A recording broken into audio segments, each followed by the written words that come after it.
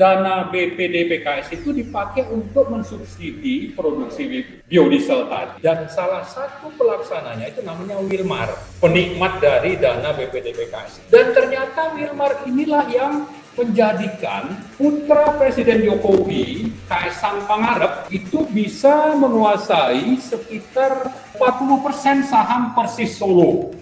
Ini contoh nyata ini bagaimana cara kerja oligarki menguasai sektor CPO untuk kepentingan oligarki, tapi juga bisa sebagian dari dugaan korupsi atau korupsinya itu dinikmati oleh keluarga presiden. Ini satu hal ya. Jadi contoh nyata bagaimana cara bekerjanya pengusaha hitam pendukung rezim pengkhianat ini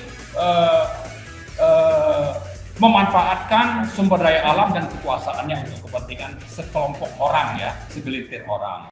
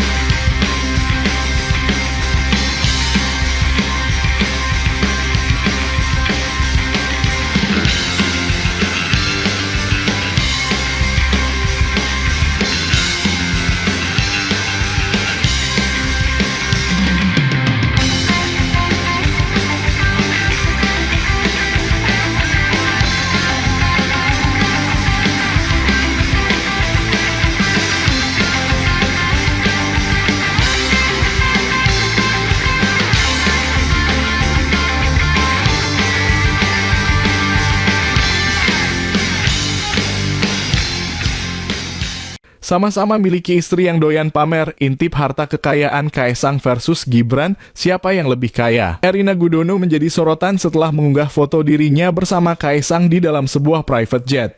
Tidak hanya itu, Erina juga membagikan momen saat mereka makan roti yang harganya mencapai Rp400.000.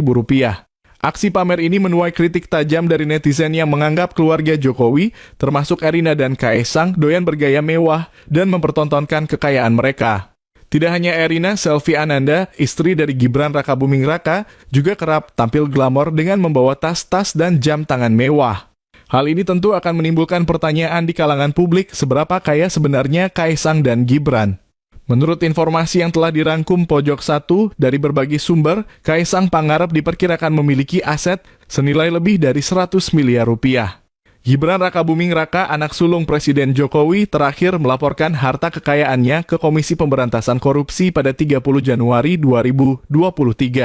Pada laporan harta kekayaan penyelenggara negara tersebut, Gibran tercatat memiliki kekayaan senilai 26 miliar rupiah. Aset terbesar Gibran adalah tanah dan bangunan yang tersebar di Solo dan Sragen, Jawa Tengah, dengan nilai total mencapai 17,33 miliar rupiah. Ya, terima kasih Om Lim. Jadi ada 4 hal sebagai penutup ya. Pertama, bicara KKN yang dilakukan oleh rezim bersama pengusaha hitam terlibat kejahatan, kebijakan, dan pembentukan undang-undang, itu salah satu contoh nyatanya adalah bagaimana dana BPDPKS sawit tadi ya. Jadi saya perlengkap nih, BPDPKS itu apa? Kepanjangannya itu Badan Pengelola Dana Perkebunan Kelapa Sawit. Ini nilainya selama 6 tahun itu 120 triliun. 91 triliun itu dipakai untuk mensubsidi diproduksinya biodiesel yang disebut sebagai B20 atau B30. Itu artinya campuran fosilnya itu, kalau B20 fosilnya 80%, 20%-nya itu dari sawit.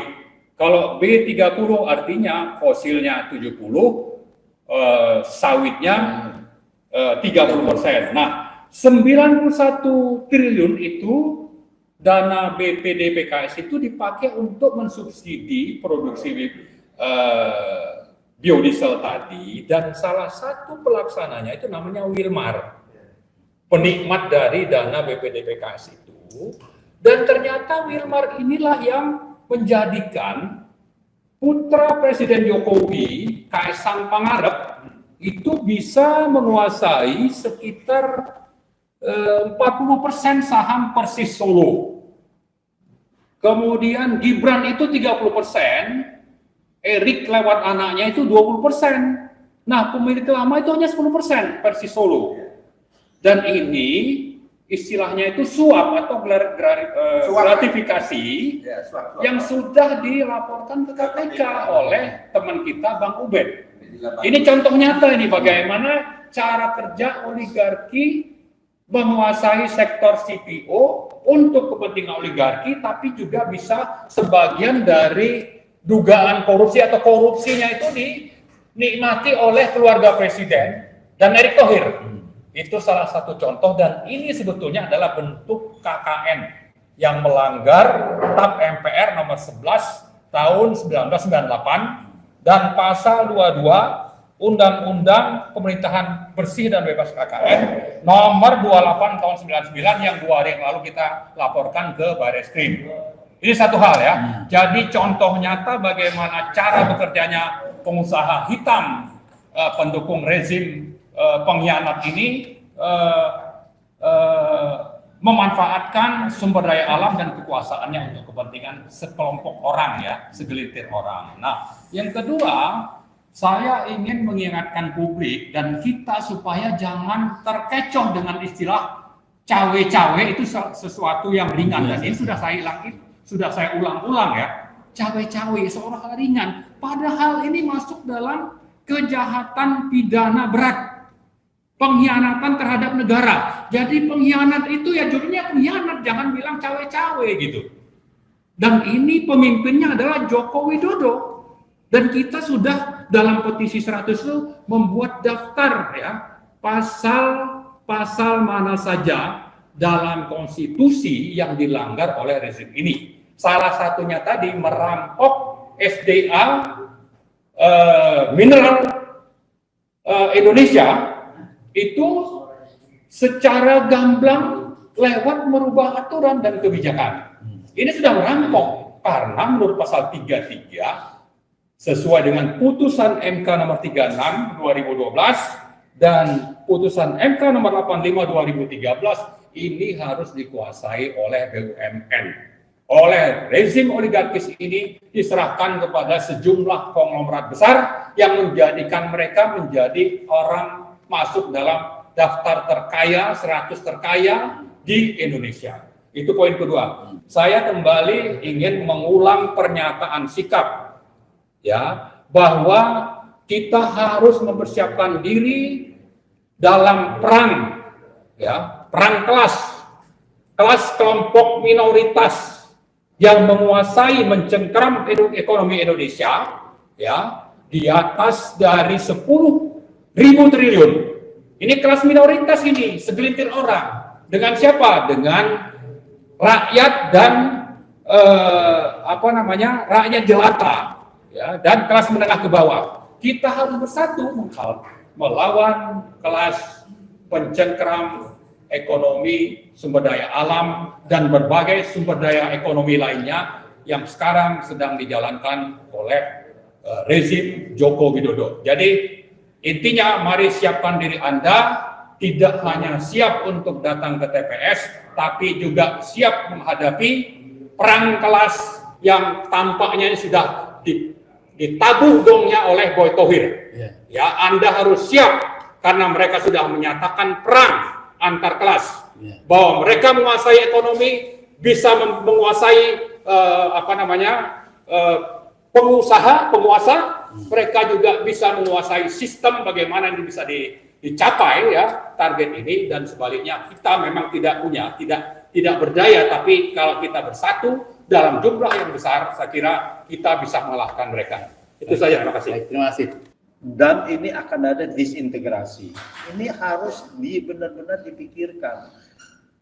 Kita benar-benar mengharapkan Joko Widodo ini jangan berpikir picik, ya, berpikirlah sebagai negarawan gitu.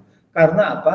Karena rakyat sudah tidak bisa dibendung lagi. Ini kemarahan rakyat ini sudah akan memuncak kalau sudah melihat begini gitu. Dan tadi dikatakan dengan ada kesenjangan sosial yang begitu besar, tinggal tunggu pemicu dan kita tidak mengharapkan bahwa itu terjadi. Janganlah mereka itu menantang seperti itu gitu. Pak Harto aja yang begitu kuat akhirnya juga terjadi gitu. Jadi ya itu kita himbau sekali lagi, tapi mereka yang menentukan apakah mereka benar-benar akan melakukan hal-hal yang akan menjurus kepada disintegrasi bangsa atau menjurus kepada konflik sosial.